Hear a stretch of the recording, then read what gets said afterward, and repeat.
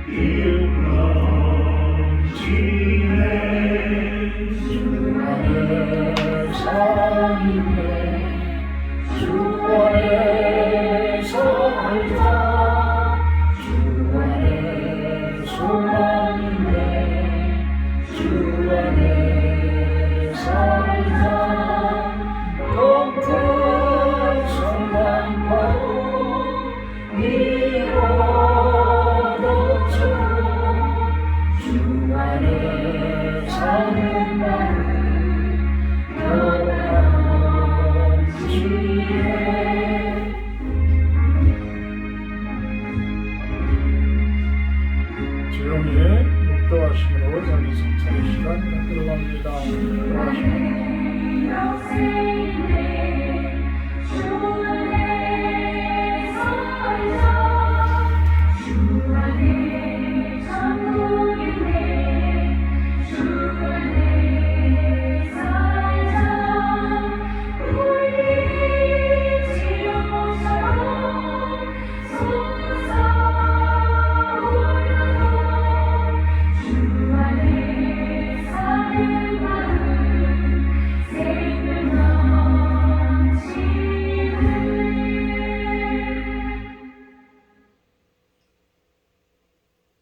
여호와여, 주께서 행하신 일로 나를 기쁘게 하셨으니 주의 손이 행하신 일로 말미암아 내가 높이 외치리이다.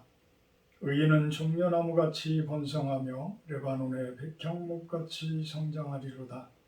이는 여호와의 집에 심겼으며 우리 하나님의 뜰 안에서 번성하리로다. 그는 늙어도 여전히 결실하며 진액이 풍족하고 빛이 청청하니 여호와의 정직하심과 나의 바위 되심과 그에게는 불의가 없음이 선포되리로다. 사랑의 하나님, 거룩한 주일입니다.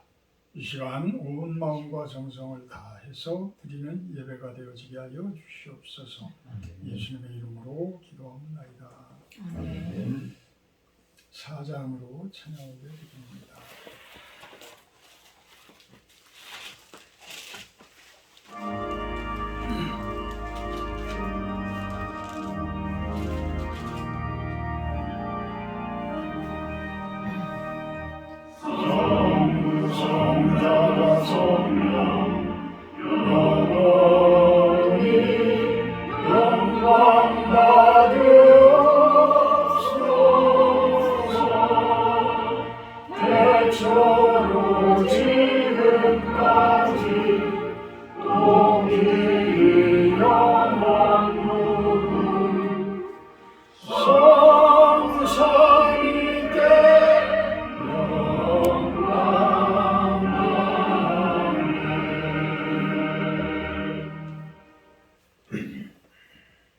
교동문 39번 기도가 들어갑니다.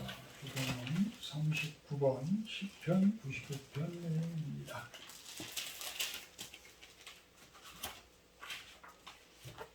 오라 우리가 여호와께 노래하며 우리의 구원의 반석을 향하여 들고 외치자. 우리가 감사함으로 그 앞에 나아가며 시를 지어 즐거이 그를 노래하자. 여호와는 크신 하나님이시요 모든 신들보다 크신 왕이시기 때문이로다. 땅의 깊은 곳이 그의 손안에 있으며 산들의 높은 곳도 그의 것이로다. 바다도 그의 것이라 그가 만드셨고 육지도 그의 손이 지으셨도다. 오라 우리가 굽혀 경배하며 우리를 지으신 여호와의 무릎을 꿇자. 그는 우리의 하나님이시요 우리는 그가 기르시는 백성이며 그의 손이 돌보시는 양이기 때문이라. 아멘. 사도신경 하심으로 신앙 고백하도록 합니다. 나는 전능하신 아버지 하나님 천지의 창조주를 믿습니다. 나는 그의 유일하신 아들 우리 주 예수 그리스도를 믿습니다. 그는 성령을 잉태되어 동정녀 마리아에게서 나시고 본디비가 되게 고난을 받아 십자가에 못 박혀 죽으시고 장사된 지 사흘 만에 죽은 자 가운데서 다시 살아나셨으며 하늘에 오르시어 전능하신 아버지 하나님 우편에 앉아 계시다가 거기로부터 살아있는 자와 죽은 자를 심판하러 오십니다. 나는 성령을 믿으며 거룩한 공교회와 성교의 교제와 죄를 용서받는 것과 몸의 부활과 영생을 믿습니다. 아멘. 420장 찬송하시는 게 부정신 사모님 그렇게 기도해 주십니다.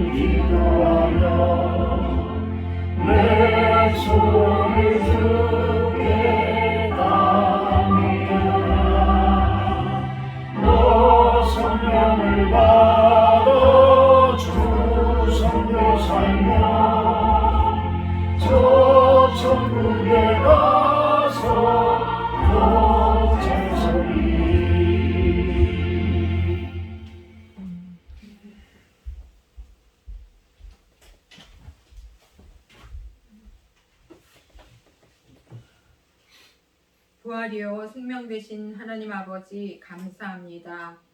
거룩한 주일 복 주시마 약속하신 귀한 날 구별하여 하나님께 예배로 영광 올려 드립니다. 만물이 소생하는 이 계절에 예배로 우리의 영이 새롭게 소생케 되게 하시고 새 힘과 능력을 덧입게 하여 주시옵소서. 나는 포도나무여 너희는 가지라. 그가 내 안에 내가 그 안에 거하면 사람이 열매를 많이 맺나니 나를 떠나서는 너희가 아무것도 할 수 없음이라고 하신 주님, 저희들이 세상의 염려와 걱정, 근심으로 무력해지고 마음의 힘과 기쁨을 잃을 때 포도나무이신 예수님 안에 또 말씀 안에 견고히 붙어 있기 원합니다.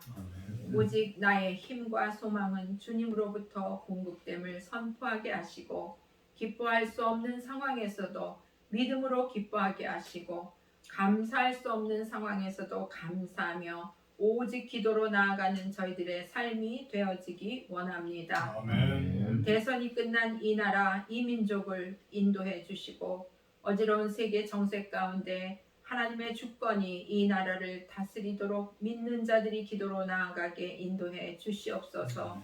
복음 통일을 꿈꾸며 선교 한국 시대를 열어갈 다음 세대를 세우기 위해 각 가정과 교회가 혼신의 힘을 다하여 겸비하고 회개하며 삶으로 본을 보이기 원합니다. 아멘. 기도와 성령의 충만으로 교회가 부흥하며 완악한 이 지역 사회에 하나님의 영이 통치하는 땅이 되어지기 원합니다. 연해주와 북한 사역에 헌신하는 토마스 선교사님을 지켜주시고 실로원 교회가 사역에 동참하여 작은 힘이지만 함께할 수 있게 하시며 우리 모두가 전도와 선교에 한 마음으로 동참하게 하여 주시옵소서. 아멘. 목사님께 생과 능력을 주시며 성령의 충만함을 덧입혀 주셔서 지치지 않게 하시고 주의 길을 힘있게 나아갈 수 있도록 인도해 주시옵소서. 아멘. 이 시간 단위에서 선포되어지는 말씀에 하나님의 능력을 부으시고 그 말씀이 나를 변화시키기 원합니다. 예배의 주인 되시는 예수 그리스도 이름 받들어 기도합니다. 아멘.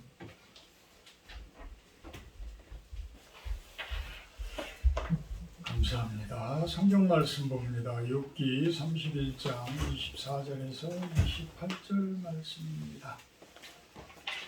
욥기 31장 24절에서 28절 말씀입니다. 제가 봉독합니다. 만일 내가 내 소망을 금에다 두고 순금에게 너는 내 의뢰하는 바라 하였다면 만일 재물의 풍부함과 성으로 얻은 것이 많음으로 기뻐하였다면 만일 해가 빛남과 달이 밝게 뜬 것을 보고 내 마음이 슬며시 유혹되어 내 손에 입맞추었다면 그것도 재판에 회부할 죄악이니 내가 그리하였으면 위에 계신 하나님을 속이는 것이리라. 아멘. 오늘 말씀 제목은 인생을 뒤돌아보자. 인생을 뒤돌아보자라고 한번 정해봤습니다. 여러분들의 인생을 한번 뒤돌아보는 시간. 왜 필요할까? 왜 필요할까? 예전에 잘못되어진 것들, 부족한 것들, 그러한 것들을 깨달아야 앞으로의 새로운 인생 가운데 더욱더 나은 모습으로, 좋은 모습으로, 좋은 열매를 맺어나갈 수 있는 모습이 될 것입니다. 그러기에 우리가 되돌아본다는 것, 그것은 참으로 중요한 과정임을 바라봅니다. 오늘 본문을 보게 되면 욥은 참 대단했던 사람이었던 것 같아요. 그래서 욥기 1장 1절에 그런 말씀을 하시죠. 우스 땅에 욥이라 불리는 사람이 있었는데 그 사람은 온전하고 정직하여 하나님을 경외하며 악에서 떠난 자더라. 완벽한 모습이에요. 그죠? 완벽한 모습이에요. 근데도 욥은 우리들이 당하는 고난보다 훨씬 더 큰 고난을 당했어요. 자녀들을 다 잃어버리고 가진 재산도 다 잃어버리고 그런 모습이에요. 그러면서 오늘도 참 하나님께 넋두리 같은 그러한 이야기를 하고 있습니다. 내가 소망을 금에다 두었다. 순금에게 두었다. 이 이야기는 참 예전이나 지금이나 똑같은 모습들 아닐까라는 생각들을 해요. 어찌 보면 우리의 믿음 생활의 가장 큰 적은 이 물질이에요, 물질. 만몬신. 돈이고 금이고 그래요. 사실 우리가 가난한 시대 때에 그 많은 분들이 우리 한국 교회를 오더라도 그 전 세계에서 진짜 둘째가라면 서러울 정도로 못 살던 그런 나라였었잖아요. 근데 그렇게 기독교가 부흥되어지고 교회가 발전되어졌던 것은 물질이 없었기 때문에 아닐까라는 생각을 해봐요. 물질이 없었죠. 이제 선진국으로 가면 갈수록 우리가 물질적인 풍요를 누리면 누릴수록 하나님과 거리가 점점 멀어져요. 점점 멀어져요. 제가 수요일 날 우리 광주에서 강희철 목사님하고 권사님들, 집사님들 해서 한 10명 좀 넘게 이렇게 오셨던 것 같은데 그때 수요 예배 가운데 제가 잠깐 설교했던 내용이 그런 내용이에요. 우리가 땅을 가까이 해야지 자꾸만 땅에서 멀어지면 하늘을 가까이 해야지 하늘에서 자꾸만 멀어지게 되면 힘들어진다. 그게 무슨 뜻이냐? 우리들은 사람이 만든 공간 속으로 사람이 만든 그러한 어떤 화폐 속으로 사람이 만든 어떤 그러한 곳으로 자꾸만 숨어요. 건물 자체가 그렇고 우리는 흙에서 태어났기 때문에 우리 육신은 흙으로 돌아가는 게 당연하잖아요. 흙에서 태어났기 때문에 흙을 가까이 해야지만 건강한 게 맞는 것이고 영적으로는 하늘로부터 왔기 때문에 하늘을 가까이 하고 하나님을 자꾸만 가까이 해야지만 우리가 건강한 삶을 누릴 수가 있는데 자꾸만 하늘을 가리고 땅을 가리고 사람이 만든 콘크리트 건물 속으로 자꾸만 숨고 그 속에서 사람들이 만들어낸 그러한 어떤 요즘에는 이제 스마트폰 속으로 빠져들어가는 그러한 모습들을 보이게 되어져요. 그러면서 하나님과는 점점 거리가 멀어지고 자신들의 공간 속에서 자신들의 생각을 가지고 자신들의 우주 공간을 아주 작은 우주 공간을 만들어가죠.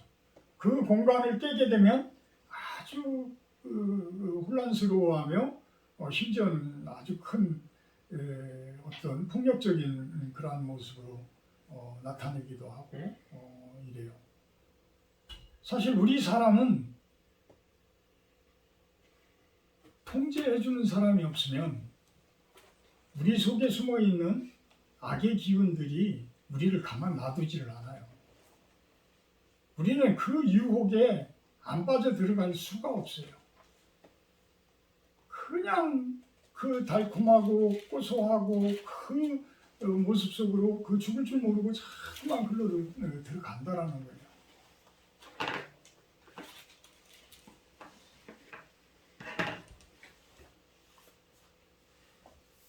우리가 돈을 멀리한다. 뭐 나중에 제가 이제 설명을 하겠지만 돈을 멀리한다라는 것이 꼭 하나님이 주신 돈도 있어요. 하나님이 주신 재물도 있어요. 그렇지만 하나님의 주권을 떠난 모습 속에서 추구하는 그러한 물질들은 잘못하면 만몬이라는 우상이 되어져 버려요. 하나님을 잊어버린다는 거예요. 하나님을 부정하게 된다는 거예요. 그거 같이 큰 죄악은 없어요. 근데 그것을 욥은 하지 않았다. 내가 옛날에 전혀 그런 모습으로 살지 않았다. 25절에 만일 재물의 풍부함과 손으로 얻은 것이 많음으로 기뻐하였다면 재물도 풍부하고 종들도 수도 없이 많고 엄청난 부유를 누렸어요. 그렇지만 그거를 자랑하면서 그것을 어떤 수단으로 해서 사람들을 힘들게 하고 이런 모습으로 전혀 살지 않았다라는 거예요. 전혀 그런 모습으로 살지 않았다. 26절, 27절을 보게 되면 만일 해가 빛남과 달이 밝게 뜬 것을 보고 내 마음이 슬며시 유혹되어 내 손에 입맞추었다면, 이것은 뭐냐면 우상을, 하나님 외에 어떤 해나 달이나 이런 것들에 내가 현혹되어졌다면, 뭐 여러 가지들이 있을 거 아니에요, 그죠? 우리가 살면서도 요즘에는 젊은 아이들이 뭐 감정적으로 보면 아이돌이라는 시대도 이제 뭐 지났고, 그런 곳에 아주 심취해서 빠져들어가는 모습들, 또 스마트폰 중독, 어떤 마약 중독, 이제는 그 부분이 참 통제하기가 어려울죠. 오히려 우리 교회들이 이제는 그 스마트폰 속으로 들어가서 그 아이들의 그 잘못되어진 부분들을 이제는 깨우쳐주는 이런 모습으로 교회가 나아가야 되지 않을까라는 생각을 해봐요. 이 아이들이 이 스마트폰을 보는데 1분 동안에 원래는 뭐 15번, 20번 정도를 눈을 깜빡여야지만 이게 정상이래요. 근데 스마트폰을 딱 보는 순간에는 1분 동안에 한 번도 깜빡이지를 않는다. 그러니까 얼마나 정신적으로나 육신적으로나 얼마나 건강에 해로워지는 거야. 근데 우리는 귀찮아서 아이를 보는 게 힘들어서 그냥 스마트폰 줘버려요.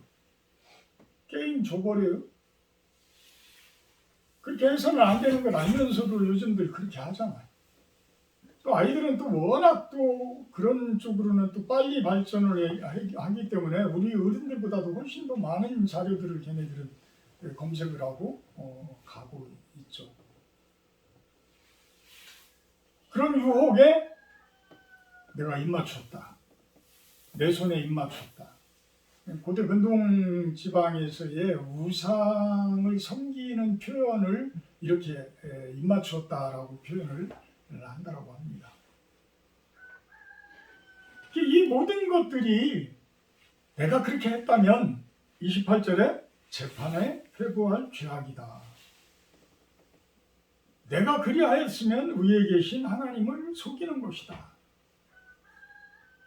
하나님의 심판 대상의 죄악이라는 것이죠. 그러면서 욥은 전혀 그리 살지 아니하였다라고 이야기를 하고 있어요. 근데 사람은 아무리 욥이 정직하고 악에서 떠난 사람이라고 한다고 그러지만 죄를 짓지 않고 살 수 있는 사람이 있을까요? 없어요. 없어요. 그래서 나중에는 하나님께 혼납니다. 욥도 이런 표현을 한 것에 대한 하나님께서는 네가 어찌 그리 옳다라고 주장을 하느냐 해서 하나님으로부터 질책을 받기도 합니다. 우리 인생을 되돌아본다는 것은 참 중요한 일들이다. 내가 어떻게 살았나?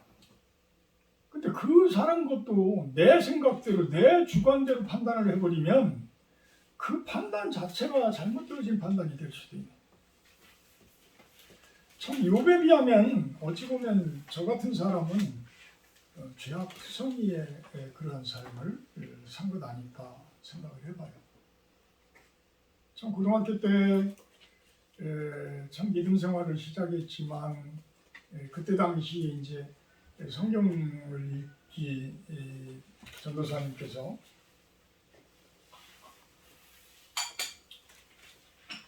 성함이 서춘성 전도사님인데 충성 전도사. 예, 성경을 그렇게 읽게 하셨어요. 그래서 그때 성경을 읽으면서 어찌 그렇게 그냥 모든 내용들이 나를 아프게 해. 내 마음을 아프게 해. 그러니까 내가 거의 모든 것들이 그 성경 말씀을 따르지 못하고 있었다는 뜻이겠죠. 그리고 생각하는 것, 사고하는 것 자체에도 성경 말씀과 벗어나는 삶을 살았던 것 아닐까라는 생각을 해봐요. 뭐 고등학교 때까지 해봐야 무슨 죄를 그렇게 졌겠어요. 그래도 그렇게 마음이 아프고 그 압박감으로 오는 그 부분이 참 힘들었어. 그래서 제가 목사가 됐는지도 모르겠어. 그래서 그런지 이제 고등학교 3학년 되면서 이제 교회를 대학 입시 준비하는 걸로 해서 좀 자주 못 나갔죠. 그러면서 이제 대학에 들어가게 되니까 이제는 완전히 고삐 뿔린 망아지죠. 이제 그 당시에는 고등학교 때까지를 너무 억압적인 생활을 강요했고 또 그 부분에서 이제 벗어나면 먹고 대학생이라고 표현까지 할 정도로 그랬죠. 그러면서 그때부터의 삶들은 거의 돈을 쫓아가는 인생 아니었을까라는 생각을 해봐요. 가난이 싫었으니까 뭘 하고 싶은데 그 돈이 있어야 사죠. 돈이 없으니까 못 사잖아요. 참 제일 부러웠던 게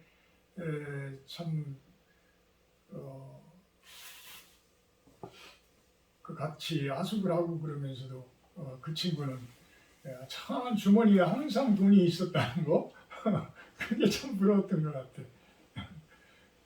그 당시에 1,000원짜리면 지금으로는 10,000원짜리 정도 됐을 텐데 항상 그 친구 주머니에는 돈이 넉넉하게 있었어. 근데 나는 항상 없었어. 그래서 참 힘들었죠. 그래서 더더욱 돈을 쫓아가는 그런 모습 아니었을까라고 생각을 해봐요. 그렇다고 해서 그렇게 쫓아간다고 해서 그게 그렇게 이루어졌을까요? 저는 되돌아보면 제 계획에 10분의 1, 2나 이루어졌을까?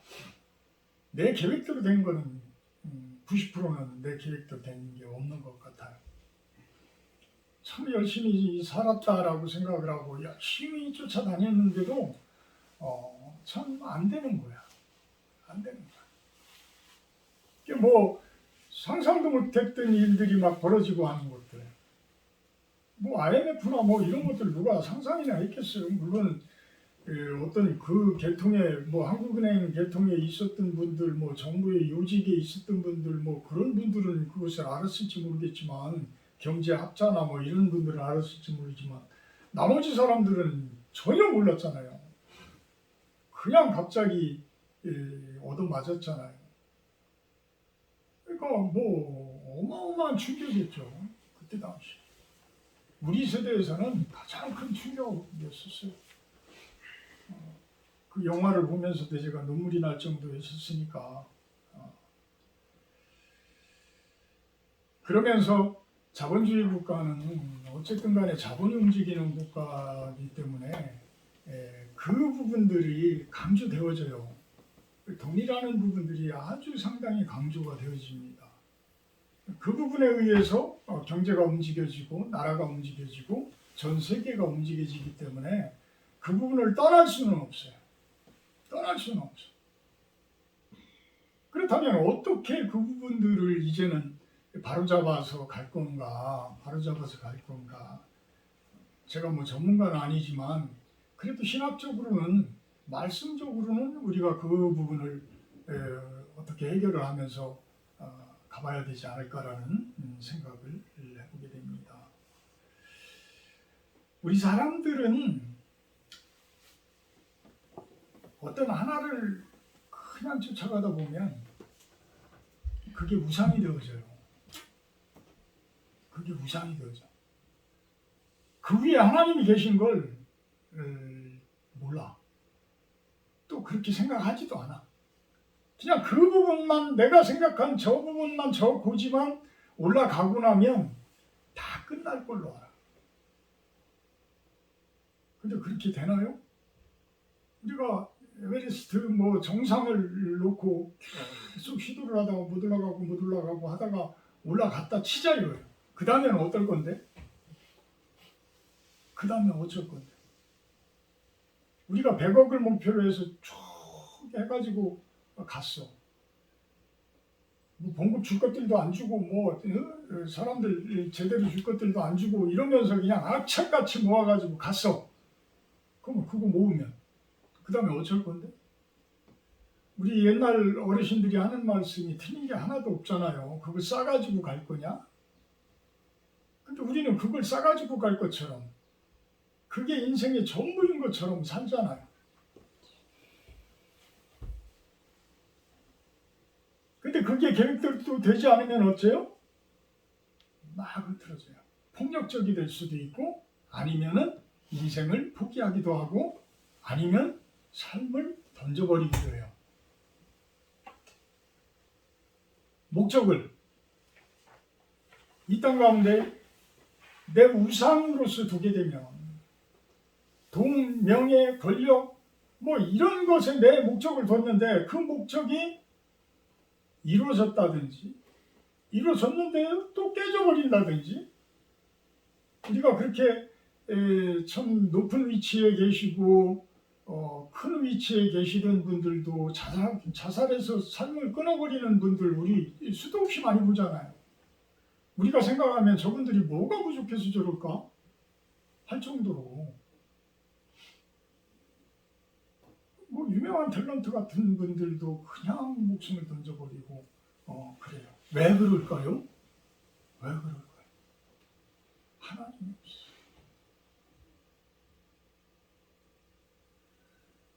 우리를 다스려 주시는 분이 반드시 필요해요. 다스린다고 표현하면 좀 이상할지 모르지만 우리를 리더해 주시고 우리를 이끌어 주시는 분은 반드시 필요해요. 우리 가정 역할을 못하면 어떻게 돼요? 가정이 무너져요. 다툼이 일어나요. 싸움이 일어나요. 다 마찬가지로 어떤 조직에서도 리더자가 리더십을 발휘하지 못하면 와해되어져 버려요. 밑에 사람들이 순종을 못해요. 내 안에도 참된 리더자가 내 안에 계셔야 돼. 그분이 내 안에서 나를 이끌어 주셔야지만 내가 안정적이 되어져. 내가.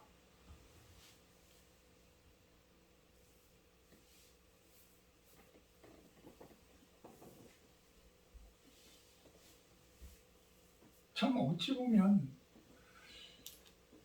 내가 예전에 나를 바라봤을 때 내 인생의 그 예전 과정들을 돌아보게 되면 참 욥에 비하면 나는 너무나 악한 사람이지. 너무나 죄가 너무나 많은 사람. 어찌 보면 당연히 죽였어야 될 사람. 당연히 죽었어야 될 사람. 그래서 예수님께서는 우리 대신에 그 힘든 고난들을 겪으시면서 우리를 위로해 주시는 거잖아요. 어찌 보면 욥이라는 분이 이렇게 고난당하고 이렇게 힘들어하는 부분들이 어찌 보면 작은 예수님의 예표를 하는 그러한 모습일지도 몰라요. 이렇게 죄가 없는 분이 이 세상 가운데 살면서 큰 고난을 겪고 우리들은 고난을 겪는 부분들을 우리가 되돌아보게 되면 사실 우리의 죄악 때문에 겪는 고난이 훨씬 더 많아요. 남 핑계 댈 수 없는 고난들. 결국은 남의 탓으로 돌릴 것이 아니고 내 탓으로 나 때문에 생겨난 그런 고난들이 훨씬 더 많다라는 거예요. 훨씬 더 많다.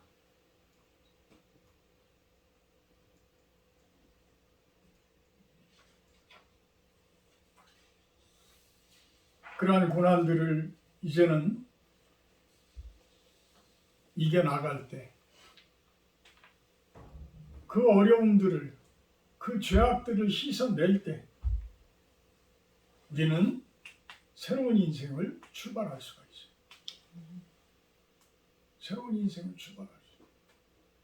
그 부분을 예전에 나의 죄에 대해서 깊이 묵상을 하지를 않으면 사실 새로운 인생을 출발하는 부분들이 그렇게 감동적이지 않아요.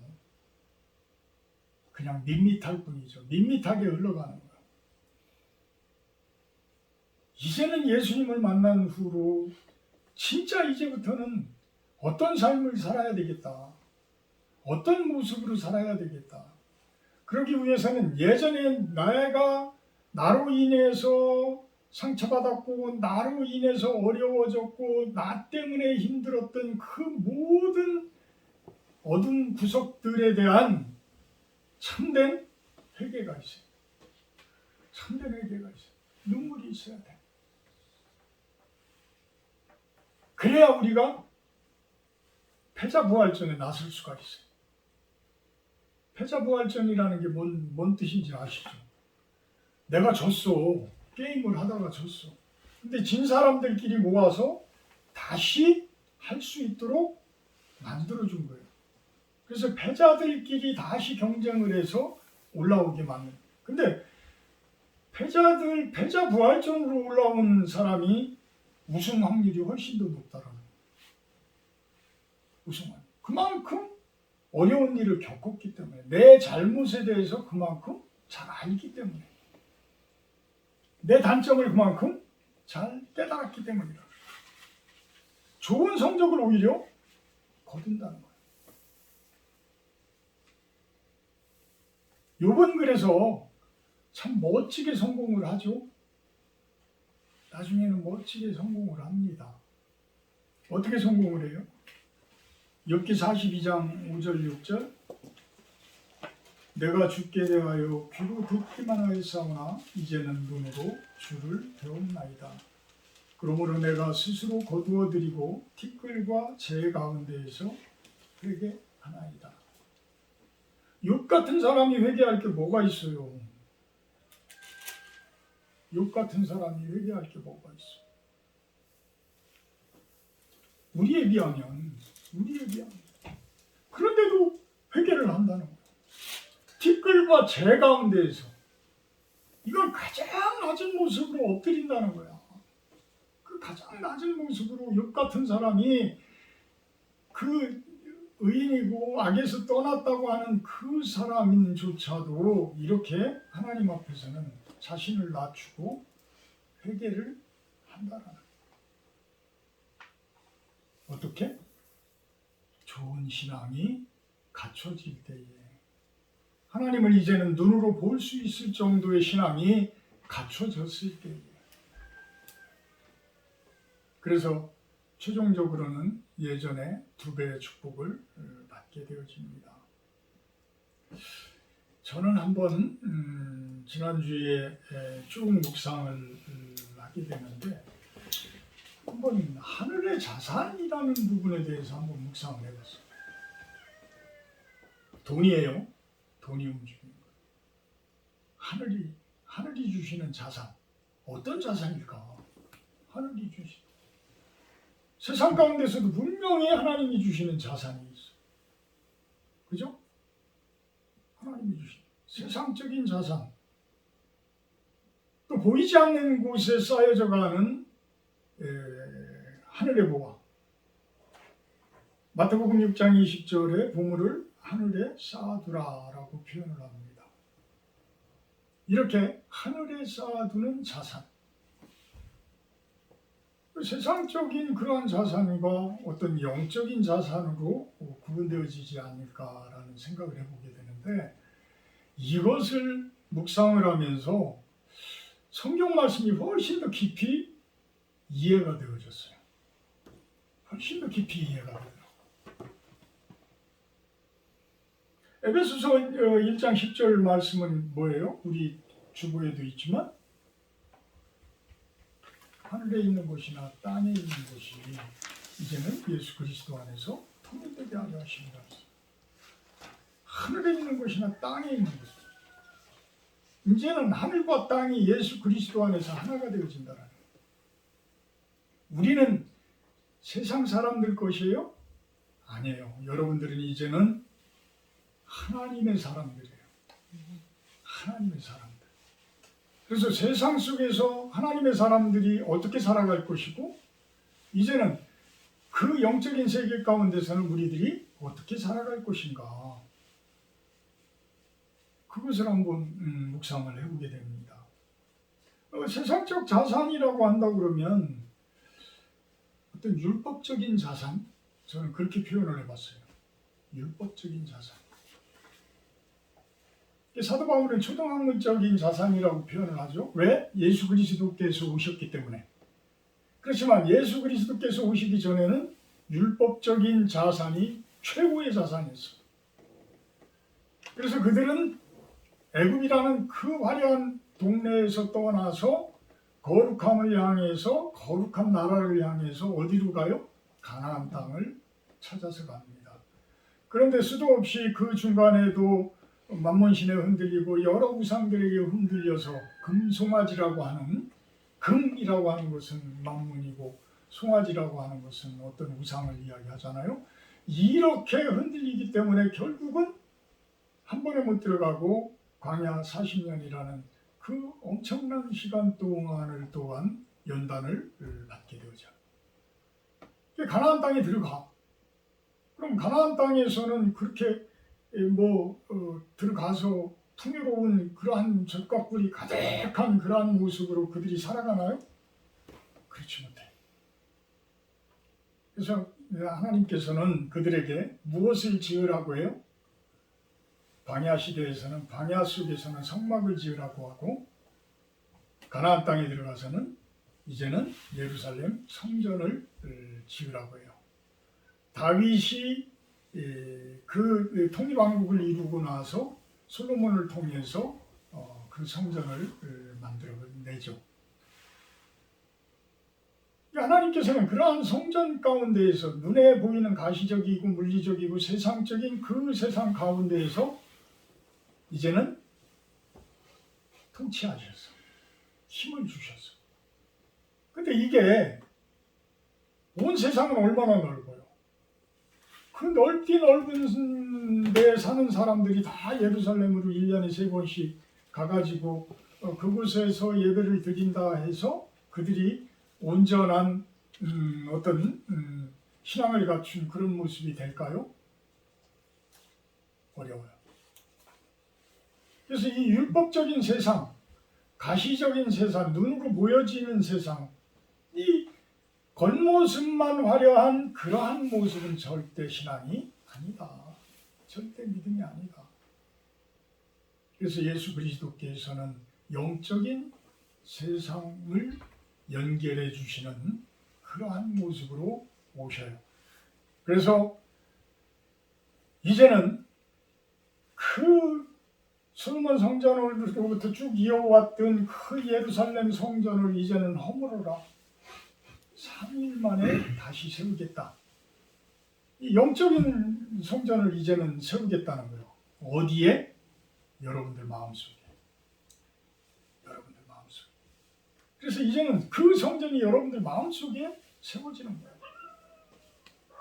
물론 교회는 그리스도의 몸이에요. 여러분들은 그리스도의 몸 속에 있는 각 지체들이에요. 결국은 하나 되어진 우주 속에 있는 교회, 우주 속에 있는 성전이야. 여러분들 한 분 한 분이 모여져서 그 지체들이 모여져서 그러한 모습이 되어지는 거예요. 자, 믿음의 자산. 율법적인 자산이 있다라고 한다고 그러면 예수님이 오시고 나서는 또 큰 자산이 믿음이라는 자산. 믿음이라는 자산. 이 믿음이라는 자산은 그럼 과연 우리들에게 어떤 모습이 되어질까? 어떤 모습이 되어질까? 저는 첫째는 성령의 충만함이라고 봐요. 성령의 임재하심과 내주하심이다. 성령께서 내 안에 들어오셔서 모든 것을 이끌어 주시고 리더해 주신다라면 우리들은 참으로 좋은 삶을 살아갈 수가 있을 거예요. 그것같이 좋은 자산이 어디 있겠어요? 그죠? 그래서 성령의 충만함을 받으라라는 이야기는 그런 이야기예요. 성령 하나님이 내 주인 되시는 거야. 내 안에 들어오셔서 나를 이끌어 주시는 거야. 근데 내가 강하면, 내가 세지면, 내가 높아지면 성령님께서는 내 안에 계시지를 못해. 내가 성령 하나님을 내쫓는 꼴이 되어져 버려. 내가 낮아져야 돼. 내가 눈물로 회개되어져야 돼. 내 안에 죄들을 자꾸만 씻어내야 돼. 그래야지만 내 안에 성령 하나님께서 들어가 주십니다. 두 번째는 말씀의 자산이에요. 말씀의 자산. 이게 어떤 지식적인 부분일 수 있지만 우리가 요즘에 성경 통독 많이 하시죠? 이거 엄청나게 큰 자산이에요. 여러분들이 성경을 자꾸만 이제는 습득을 하고 읽게 되어지게 되면 내가 어떤 판단을 할 때에 예전에는 내 지식, 알량한 지식만 가지고 판단을 하잖아요. 근데 말씀을 자꾸만 보게 되어지게 되면 그 다음에는 말씀에 입각한 판단을 하게 돼요. 말씀에 입각한 판단을 하게 돼요. 그러니까 오류가 그만큼 적어진다라는 거예요. 오류가 좀. 그러니까 말씀으로 해석한다. 우리가 삶을 말씀으로 해석한다. 아주 중요한 내용들이에요. 아주 중요한 내용. 그래서 좋은 교회에서는 셀이라고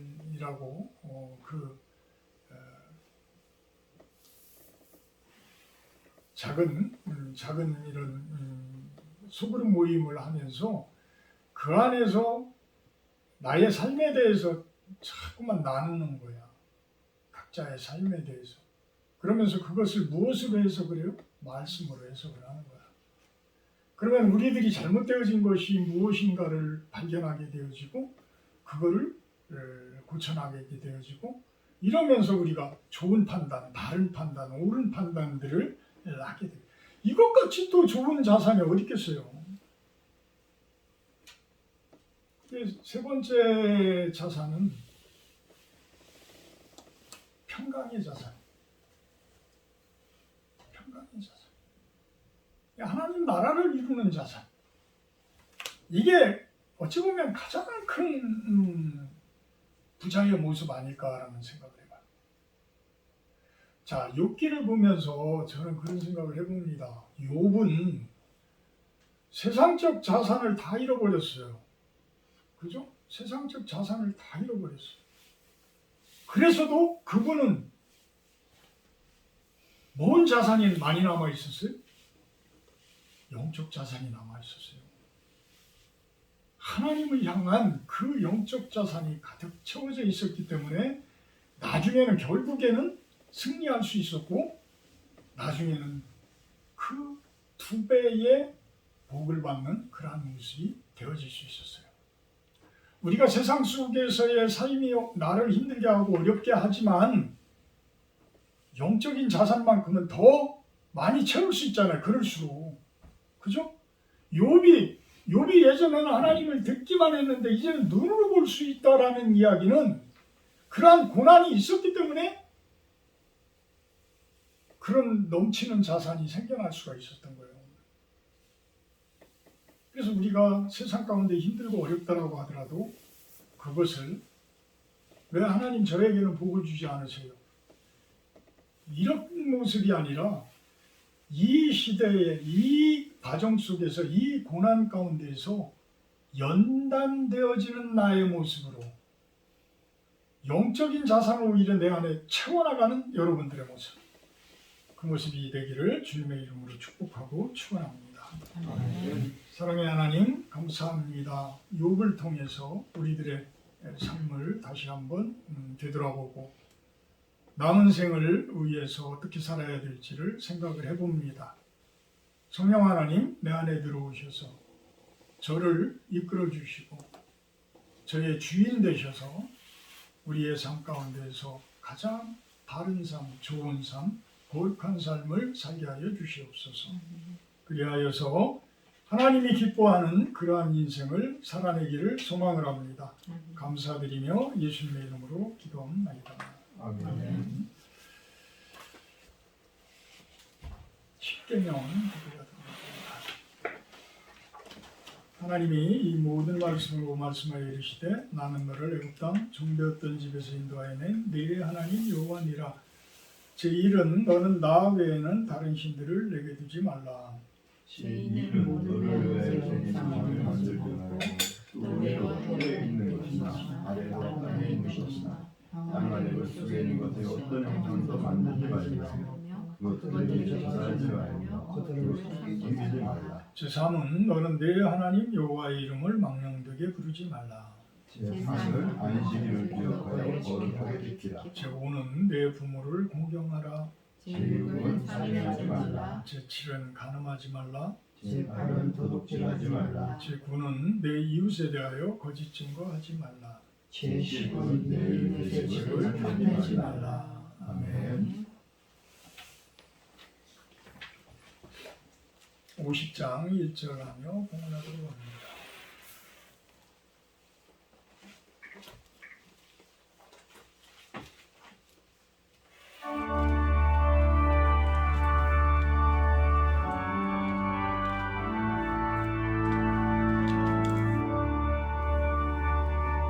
내게 있는 모든 것을 아낌없이 드리리. 사랑하고 의지하며 주만 따라 살리라. 주께 드리는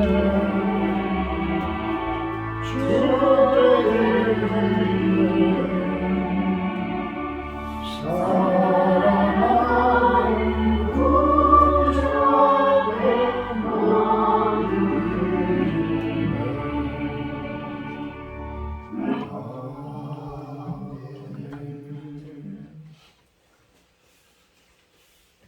힘들고 어려운 과정 가운데서도 귀한 물질들 마음에 담아 주님께 올려드립니다. 그 마음들 받아주시고 이 예물들이 주님이 기뻐할 수 있는 곳에 사용되어지게 하시며 그 손길들 축복하셔서 저분들이 하는 그 기도가 하나하나 주님의 은혜 가운데 이루어지기를 소망을 합니다.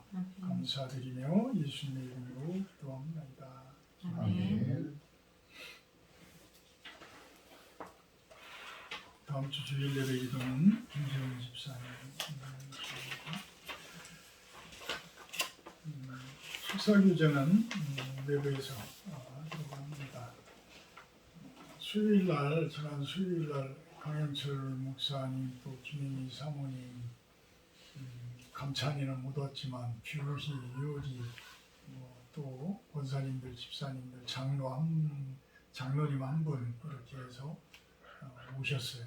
오셔서 예배도 드리고 달전리 산에 올라가서 산나물도 좀 뜯고 이제 이러시면서 갔는데 유소영 집사님이 또 삼계탕으로 또 이렇게 섬겨주셔서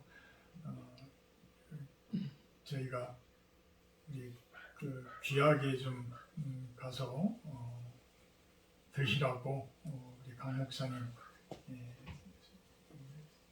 싸드렸습니다. 싸드리고 다른 분들은 이제 여기 자담에 가서 식사를 했는데 참 좋아하시더라고요. 차가 이제 뭐 그 봉고차를 가지고 올라가기가 그래서 이 아래 동네에 세우고서 걸어서 올라갔는데도 너무 좋아하시는 거예요. 그래서 이런 모습도 좀 1년에 몇 번씩 해도 괜찮겠다. 이제 그러면 우리가 그동안 좀 산에 그렇게 갖고 놓은 것들도 그렇게 또 다시 뜻이 있어서 이렇게 또 하게 하신 것 아닌가 그런 생각도 해봐요. 그래서 제가 그 힘이 더 나고 그렇습니다. 요즘에 제가 땅콩 심느라고 아주 힘이 좀 드는데 원동사가 그냥 합니다. 오늘 아침에도 가서 두구랑을 만들어 놓고 왔는데 이제 한 3일 정도만 이제 더 제가 하면 땅콩을 다 심을 것 같아요. 그래서 아마 올해는 땅콩이 한가마는 캐지 않을까?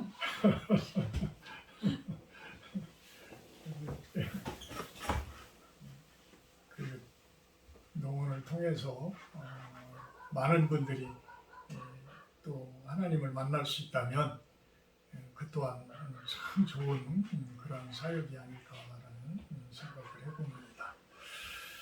430장 찬송하는 게 축도를 마치도록 합니다.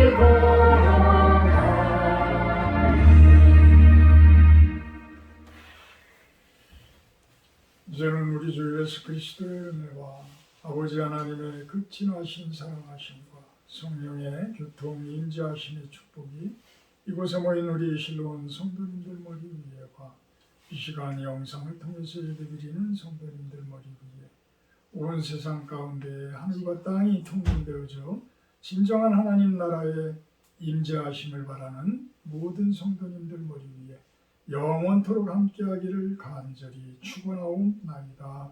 아멘.